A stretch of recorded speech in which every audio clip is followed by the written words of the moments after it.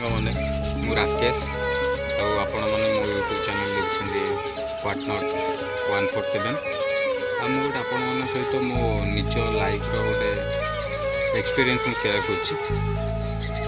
ଯେତେବେଳେ school life ଥିଲା, school ଲାଇଫ୍ରେ ସାଙ୍ଗର ଅଭାବ ନଥିଲା, ବହୁତ ସାରା ସାଙ୍ଗ ଥିଲେ ପାଖରେ। ଦେନ୍ କଲେଜ ଲାଇଫ୍ ଆସିଲା, ସେଠି ସବୁ ସାଙ୍ଗ ମିଳିଲେ, ସବୁ ମାନେ ନିଆରା ସାଙ୍ଗ। ତାପରେ କଲେଜ ପାଠପଢ଼ା ସରିଗଲା, ଗଭର୍ଣ୍ଣମେଣ୍ଟର ଅବସ୍ଥା ତ ଆପଣମାନେ ଜାଣିଛନ୍ତି।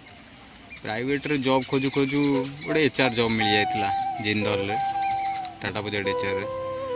ସେତେବେଳେ ଜବ୍ ହେଲା ପରେ ତାପରେ ସ୍କୁଲ ଲାଇଫ୍ କଲେଜ ଲାଇଫ୍ ସାଙ୍ଗ ସମସ୍ତେ ମିଶିଗଲେ। ତାପରେ ସାଙ୍ଗର ସଂଖ୍ୟା ମୋର ବଢ଼ିଯାଇଥିଲା। ଏମିତି କିଛି ବର୍ଷ କାମ କଲା ପରେ 4-5 ବର୍ଷ ପରେ ତାପରେ ବାପାଙ୍କ ଦେହ ଖରାପ ହେଇଗଲା, ବାପା ଚାଲିଗଲା ପରେ ମୋ ପ୍ରାଇଭେଟ୍ ଜବ୍ ବି ଚାଲିଗଲା। ଜବ୍ ଚାଲିଗଲା ପରେ ସମୟ ଏମିତି ବଡ଼ ଖେଳ ଖେଳିଲା ମୋ ସାଙ୍ଗରେ, ଯେଉଁଟା ବି ସମସ୍ତଙ୍କ ଲାଇଫ୍ରେ ଦିନେ ନା ଦିନେ ଆସିବ। ସମସ୍ତଙ୍କ ଲାଇଫ୍ରେ ଏମିତି ସମୟ ଆସେ, ମୋ ଲାଇଫ୍ରେ ଆସିଲା। ସେଇ ବାପା ଚାଲିଯିବାର, ଜବ୍ ଚାଲିଯିବାର 5 ବର୍ଷ ହେଇଗଲା। 5 ବର୍ଷ ଭିତରେ ମୋ ଜୀବନର ମୁଁ ଯେତିକି କଥା ଜାଣିପାରିନଥିଲି, ଏଇ 5 ବର୍ଷ ଭିତରେ ମୁଁ ସବୁ କିଛି ଜାଣିଲି।